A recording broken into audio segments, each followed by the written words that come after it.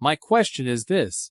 I am borderline diabetic right now, with my HbA1c around 6.1 for the past 3 months on average.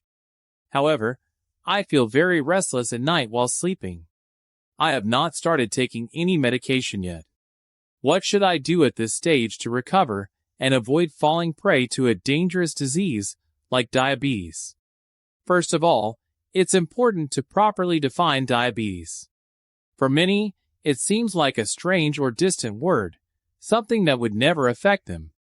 However, diabetes is a serious concern, especially in India, which is on its way to becoming the diabetes capital of the world. Understanding diabetes is crucial because it is not just a term. It's a life-altering condition. If you're having trouble sleeping, that could be attributed to what I call sugar brain. If you have cavities in your teeth, that's sugar in the teeth. If there are gaps in your gums or gum growth, that's sugar in the gums. Bad breath? That's sugar in the mouth. Constipation? That's sugar in the rectum. Acidity? That's sugar in the esophagus. Fatty liver? That's sugar in the liver. PCOD? That's sugar in the ovaries. Uterine fibroids? That's sugar in the uterus. We need to understand the broader impact of sugar. Across all the world wars combined, fewer people have died than those who have succumbed to diseases caused by sugar. Unless you recognize sugar as an enemy, you won't take the necessary steps to protect yourself.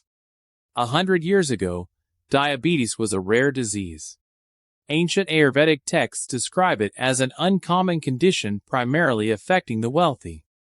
In the 1920s, diabetes was first diagnosed in modern medicine, and since then, it has become a major health crisis. Back then, sugar was a luxury for the aristocracy.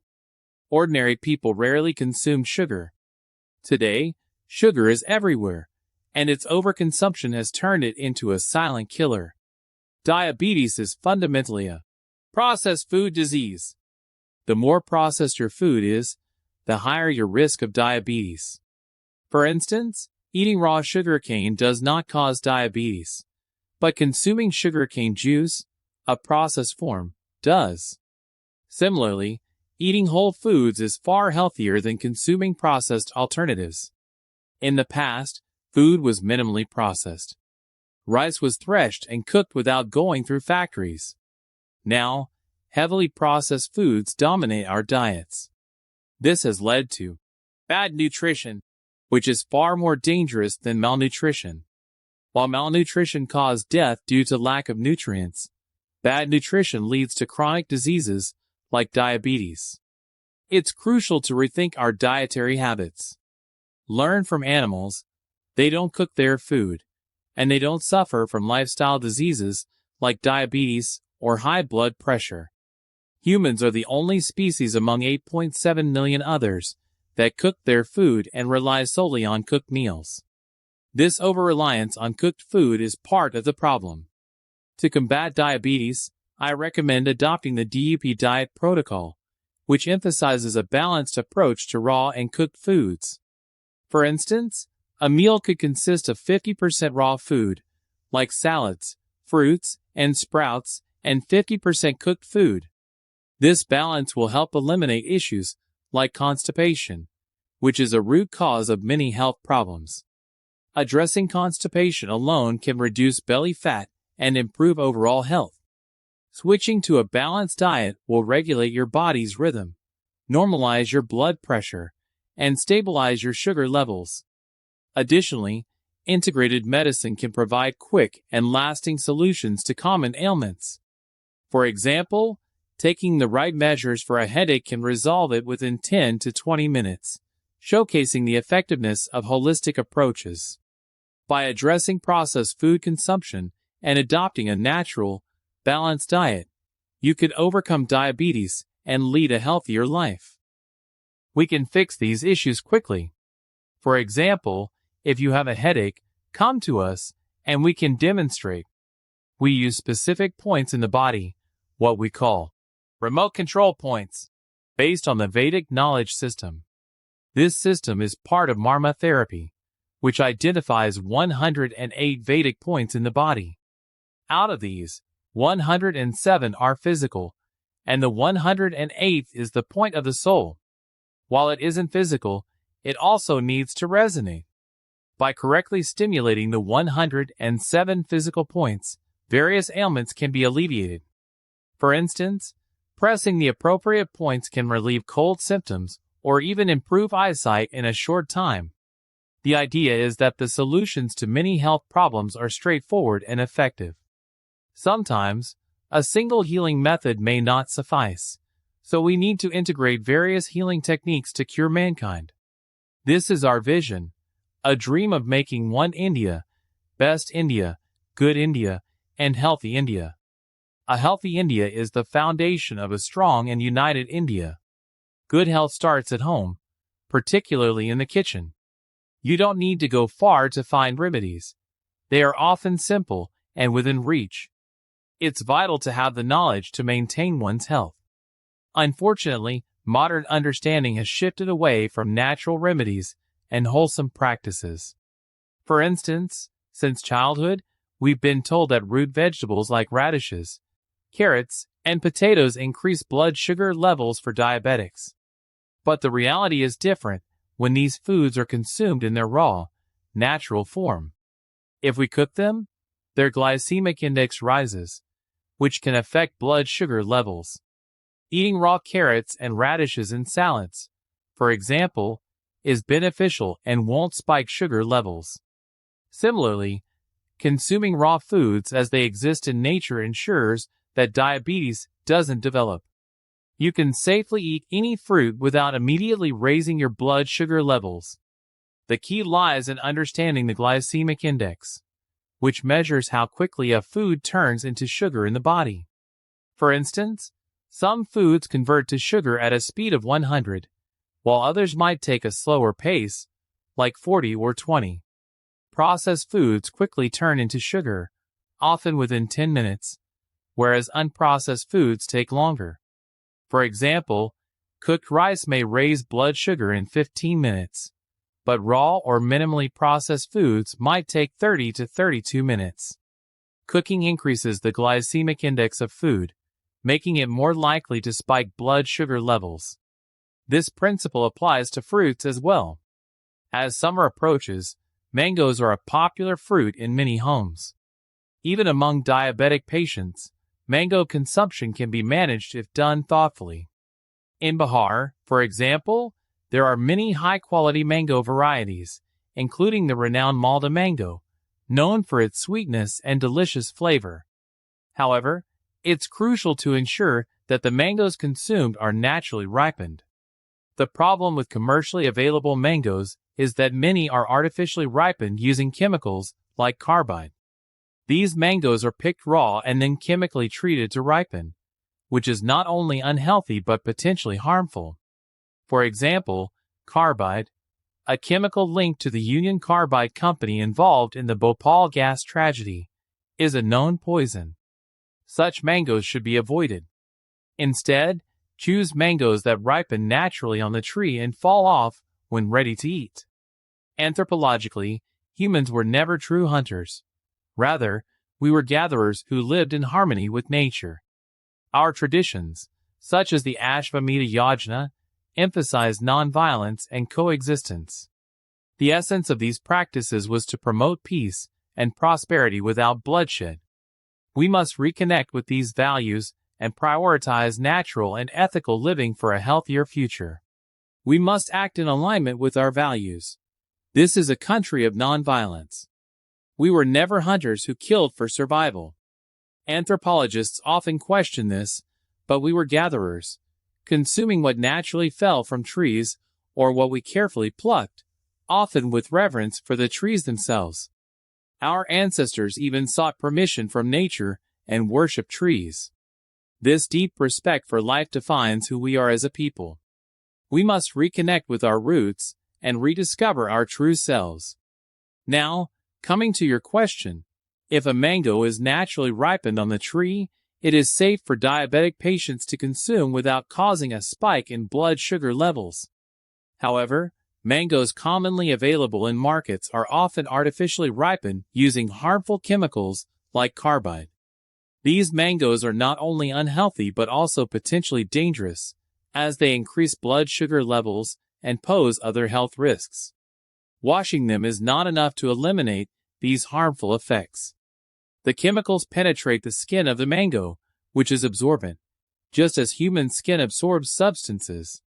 Prolonged exposure to such chemicals can lead to severe health issues, including cancer. To avoid this, raw mangoes should be allowed to ripen naturally at home.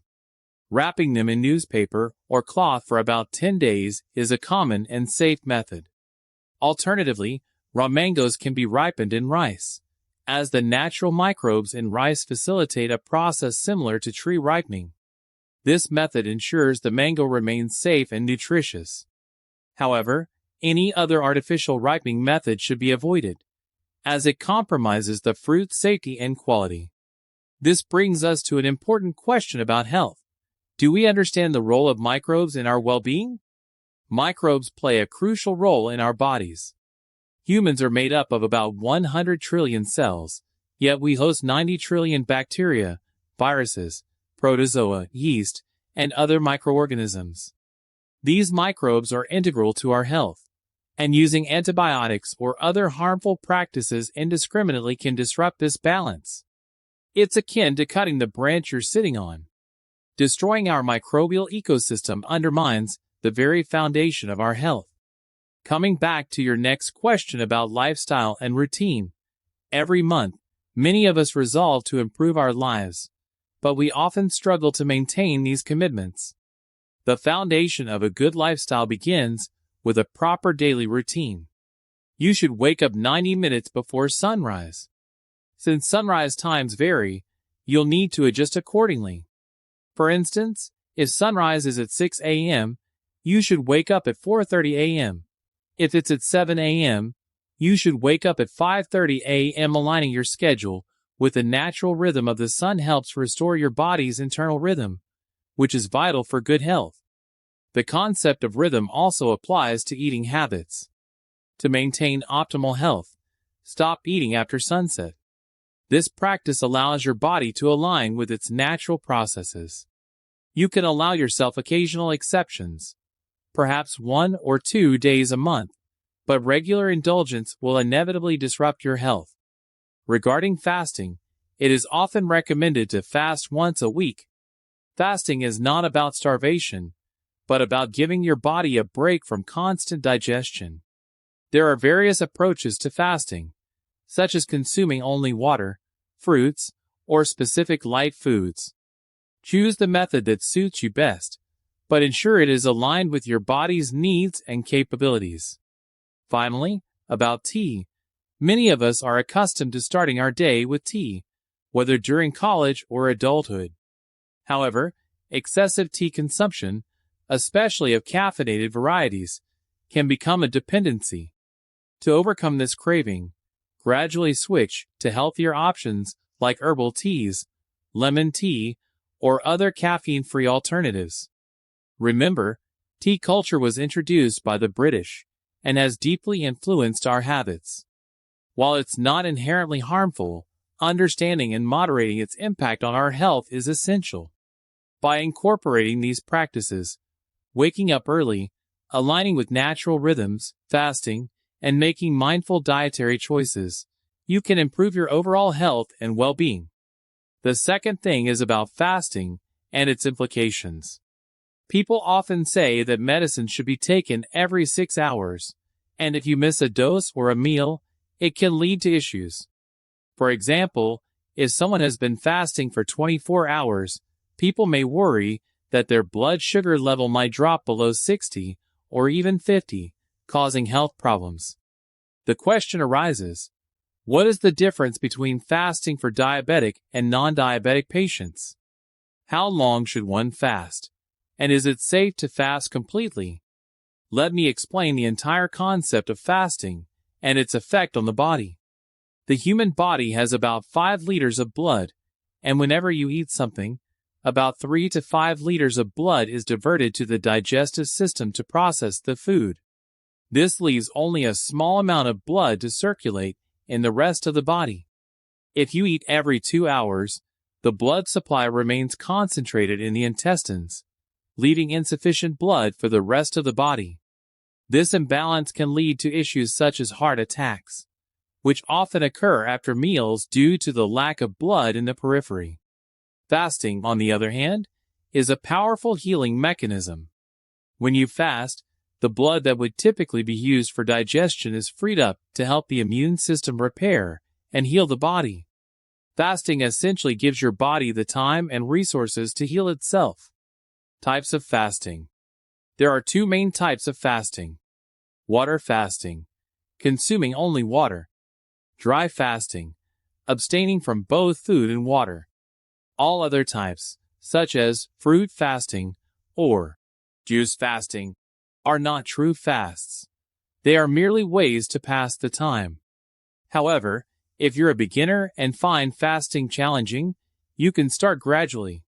Begin with fruit fasting, then progress to cutting out cooked food for a day. These steps can help build your confidence and prepare your body for true fasting. Rice, wheat, and sugar. In many regions, rice, wheat, and sugar are staple foods. However, their overconsumption can be harmful, especially for diabetic patients. It's essential to understand how to consume these foods wisely. For example, rice and wheat are seeds that can sprout and grow into plants. Instead of consuming them directly, why not sprout them? Sprouted seeds are more nutritious and easier for the body to process. Soak the seeds in water to charge them. This activates the energy stored in the seed, making it beneficial for consumption. Processed food, on the other hand, can lead to various diseases. If you must consume rice or wheat, do so in moderation and avoid adding sugar altogether. Sugar. Sugar is one of the most harmful substances in our diet today. It's hidden under different names in processed foods, making it difficult to avoid. Stevia is a healthier alternative. Just half a leaf of stevia is equivalent in sweetness to 3 teaspoons of sugar. Let me define the normal range of blood sugar for clarity. The normal blood sugar level is about 100 milligrams per deciliter of blood. With 5 liters of blood in the body, this translates to just 5 grams of sugar in the entire body, equivalent to less than 2 teaspoons.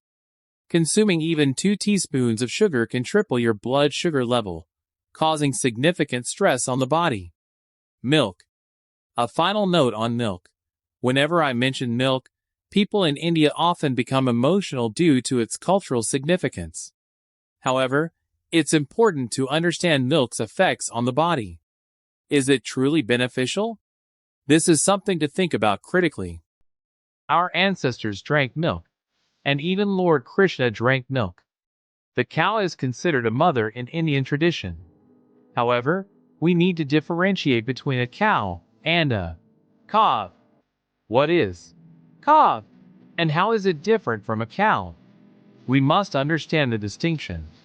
Are you referring to a cow or a mother cow? In modern practices, the sacred status of the cow has been commercialized, turning it into calf.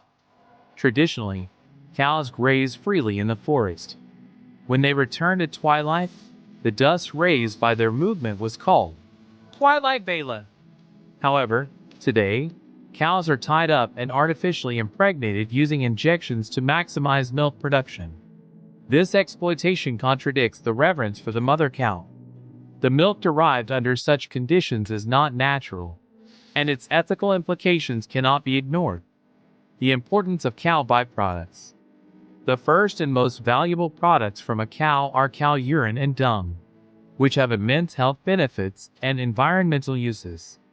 For centuries, cow dung was used for plastering courtyards due to its microbial properties that benefit health. However, modernization has led us to overlook these natural advantages. True progress lies in understanding and preserving these traditions for holistic health rather than blindly adopting harmful modern practices. The nature of milk. Milk, whether from a cow, buffalo, or human, is a natural gift intended only for the young. In nature, a mother stops producing milk when the child no longer needs it. This is a biological signal from nature. The hormonal processes involved in milk production are natural and not controlled by the mother. However, when humans interfere with this natural process for continuous milk extraction, it leads to unnatural hormonal exploitation. The hormones in the milk of artificially impregnated cows and buffaloes have serious health consequences. This overexposure to hormones is linked to thyroid issues, diabetes, blood pressure, prostate problems, PCOD, and uterine fibroids. Many health issues arise due to the consumption of hormone-laden milk and meat from such animals. Focusing on nonviolence and ethical food choices. We should adopt a nonviolent path in our diet. Exploiting animals for food disrupts the balance of nature and affects our health. Hormonal imbalances caused by consuming such food lead to chronic diseases. Choosing ethical and natural food options aligns with a sustainable and healthier lifestyle. Diabetes and blood donation. Diabetic individuals often wonder if they can donate blood. The answer depends on their sugar levels and medication. If sugar levels are stable and the individual is not on insulin, blood donation may be permissible. However, high sugar levels or insulin use can lead to restrictions. Blood banks may advise against donation if sugar levels are poorly managed. Reversing diabetes in 3 days. In our camps, we focus on resetting the body's natural rhythm. Starting 90 minutes before sunrise, participants follow a structured regimen that aligns the body with its natural cycles. This process can reverse sugar imbalances in 3 days, provided participants continue with a healthy diet afterward. Medication often artificially lowers blood sugar, which can lead to sudden drops. For those not on medication, normal blood sugar levels can be maintained naturally through proper dietary practices. By adopting these practices, including ethical food consumption and a disciplined lifestyle, one can improve health and reverse many chronic conditions. A balanced approach to diet and lifestyle can lead to sustainable health and well-being. If you do not take medication, your blood sugar will not drop unnaturally, and the body recovers quickly. Normally, within 3 days, the diabetes medication can often be stopped, and blood sugar levels return to normal. However, the definition of normal blood sugar varies based on individual conditions. For instance, a blood sugar level of 100 may be normal for an 18-year-old, but for someone older or with specific health conditions like atherosclerosis, the ideal sugar level might differ. The required range depends on the individual's body type and health status. It is not a one-size-fits-all situation, like assuming a size 7 shoe fits everyone. The sugar level must be tailored to the individual, just as a shoe is chosen according to foot size. For example, if someone is 80 years old and overweight, setting their blood sugar level at 90 or 80 might make them feel weak, unable to walk, or even at risk of falling. Hence, the target blood sugar range should be adjusted based on the person's age, body condition, and overall health to ensure they feel strong and stable.